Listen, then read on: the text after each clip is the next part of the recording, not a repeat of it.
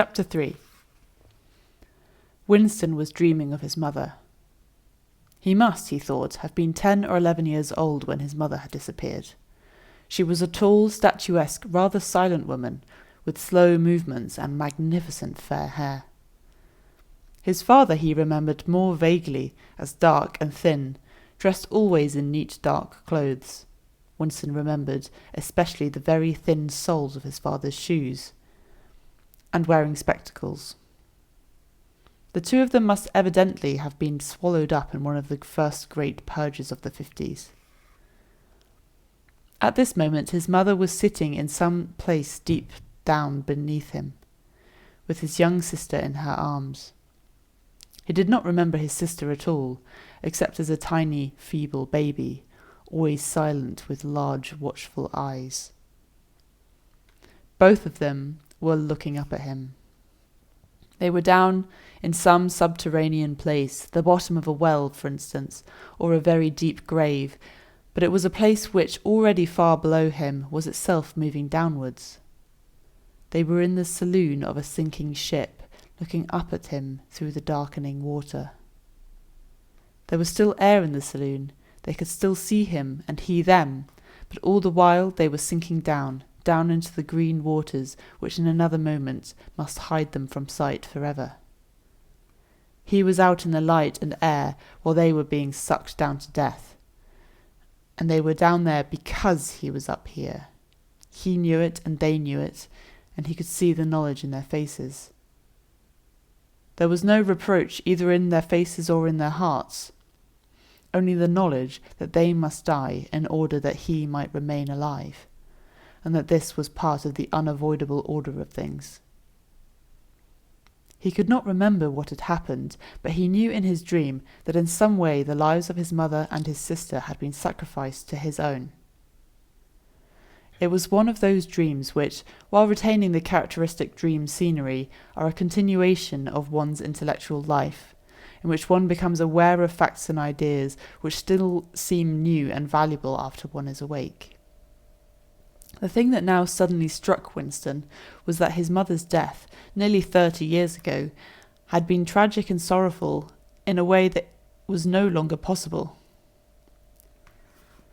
Tragedy, he perceived, belonged to the ancient time, to a time when there was still privacy, love, and friendship, and when the members of a family stood by one another without needing to know the reason. His mother's memory tore at his heart because she had died loving him when he was too young and selfish to love her in return, and because somehow, he did not remember how, she had sacrificed herself to a conception of loyalty that was private and unalterable. Such things, he saw, could not happen today. Today there were fear, hatred, and pain, but no dignity of emotion, no deep or complex sorrows. All this he seemed to see in the large eyes of his mother and his sister, looking up at him through the green water, hundreds of fathoms down and still sinking. Suddenly he was standing on short, springy turf, on a summer evening, when the slanting rays of the sun gilded the ground. The landscape that he was looking at recurred so often in his dreams that he was never fully certain whether or not he had seen it in the real world. In his waking thoughts he called it the Golden Country. It was an old rabbit-bitten pasture, with a foot track wandering across it and a molehill here and there. In the ragged hedge, on the opposite side of the field, the boughs of elm trees were swaying very faintly in the breeze, their leaves just stirring in dense masses like women's hair.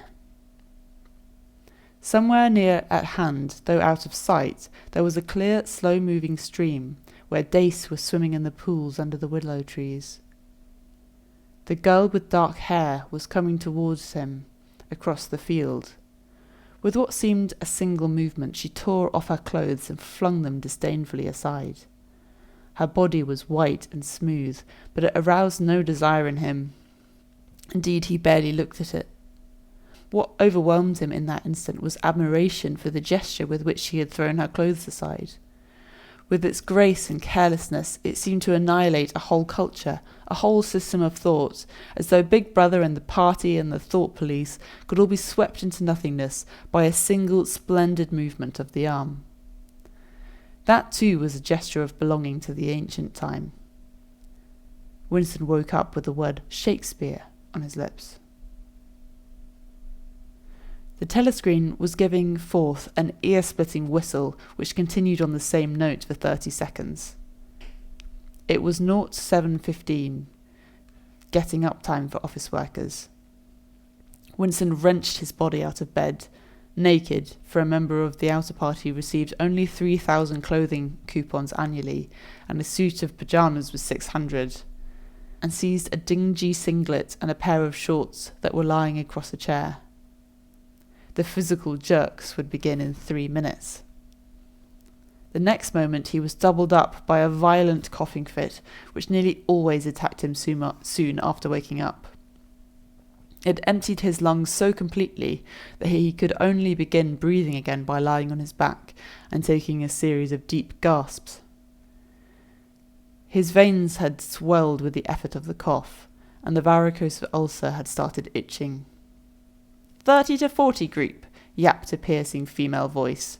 30 to 40 group, take your places please. 30s to 40s.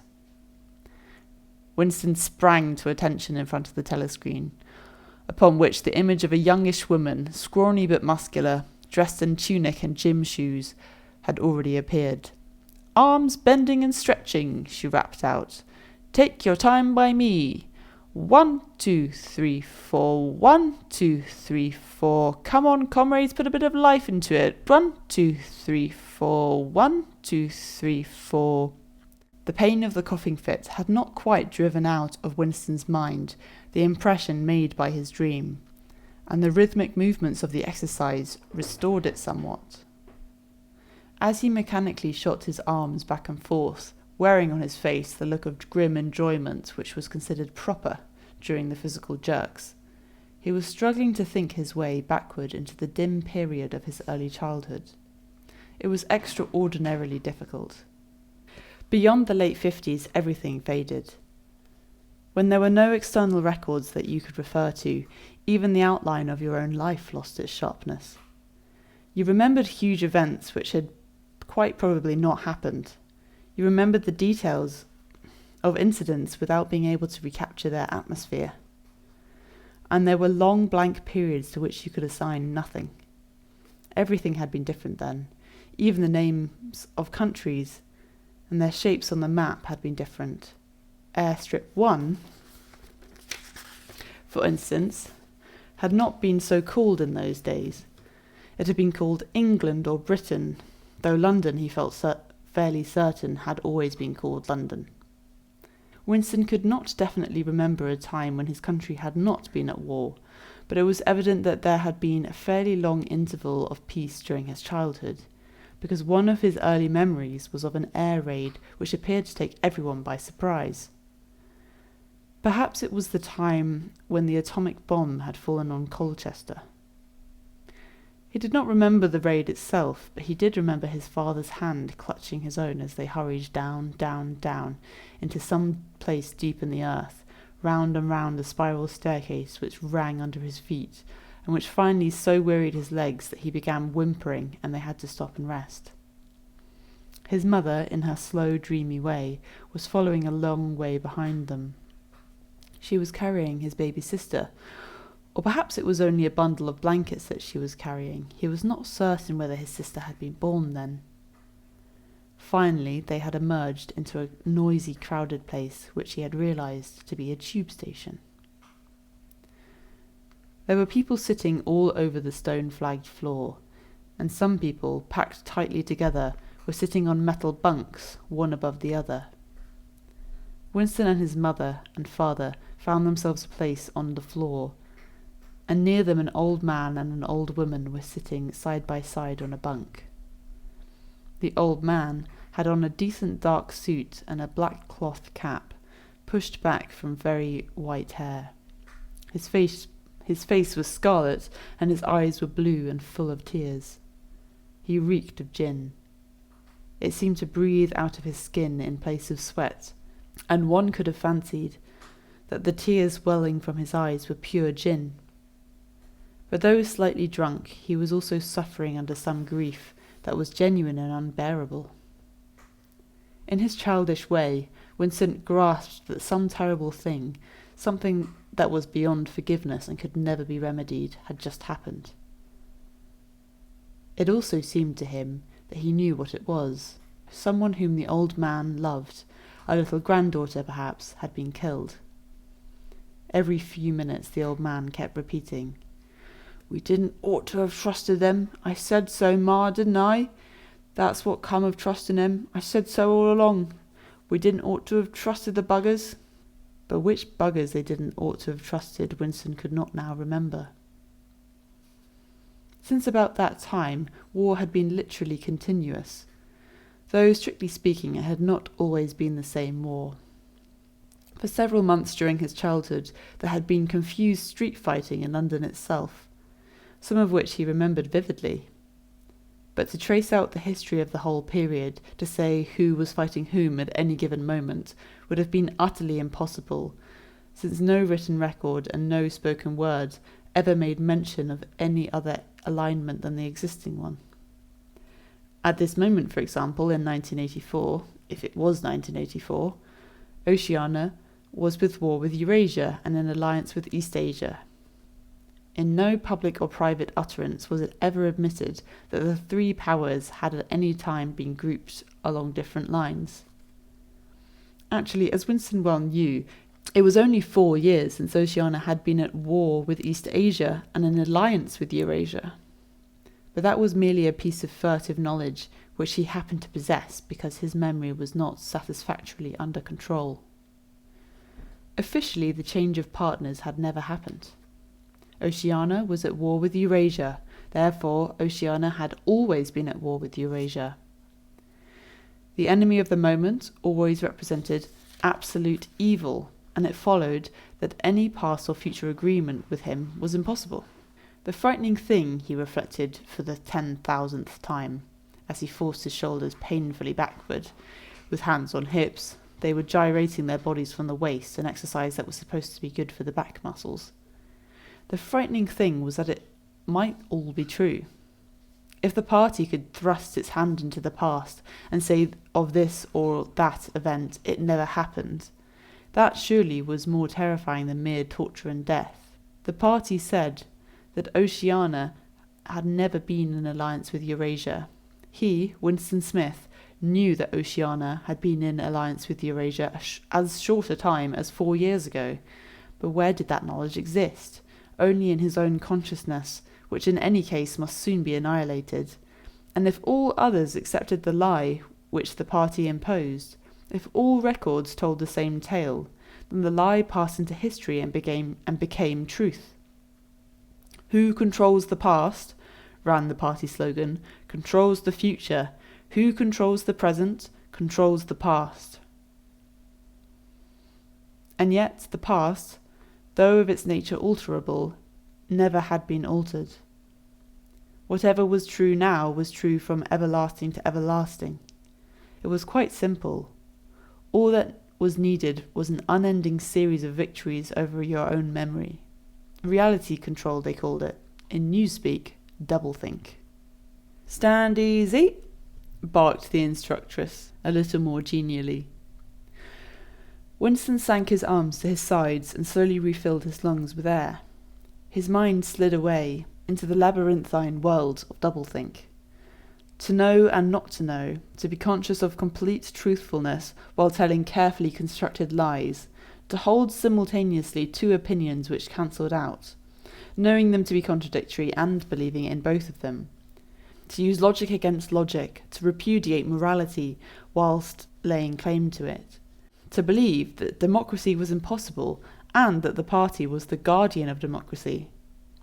To forget whatever it was necessary to forget, then to draw it back into memory again at the moment when it was needed, and then promptly to forget it again, and, above all, to apply the same process to the process itself. That was the ultimate subtlety, consciously to induce unconsciousness, and then, once again, to become unconscious of the act of hypnosis you had just performed. Even to understand the word doublethink involved the use of doublethink. The instructress had called them to attention again. "And now let's see which of us can touch our toes," she said enthusiastically. "Right over from the hips, please, comrades. 1, 2, 1, 2. Winston loathed this exercise, which sent shooting pains all the way from his heels to his buttocks, and often ended by bringing on another coughing fit. The half-pleasant quality went out of his meditations. The past, he reflected, had not merely been altered, it had been actually destroyed. For how could you establish even the most obvious fact when there existed no record outside your own memory? He tried to remember in what year he had first heard mention of Big Brother. He thought it must have been at some time in the 60s, but it was impossible to be certain.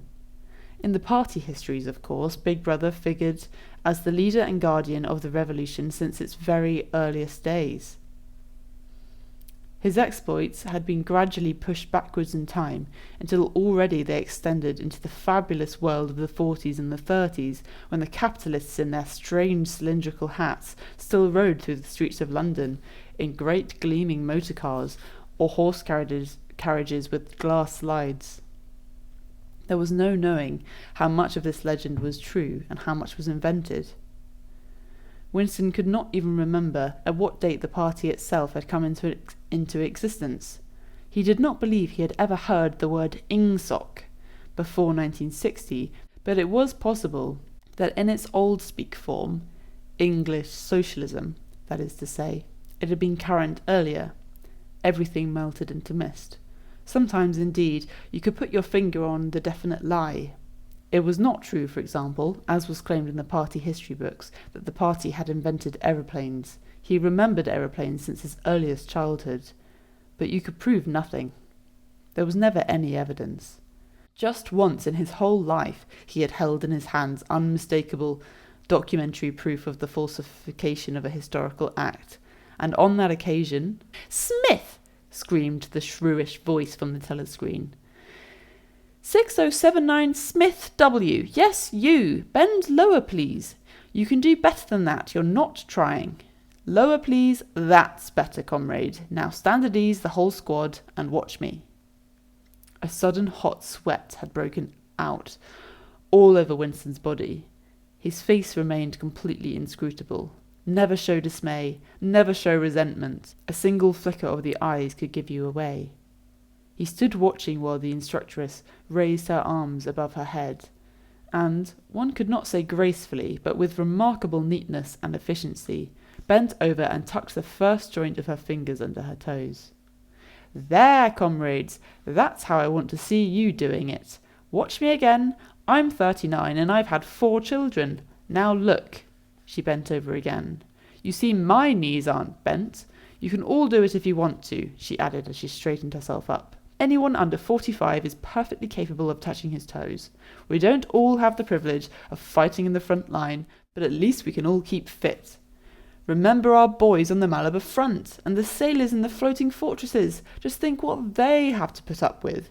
Now try again. That's better, comrade, that's much better," she added encouragingly, as Winston, with a violent lunge, succeeded in touching his toes with knees unbent for the first time in several years.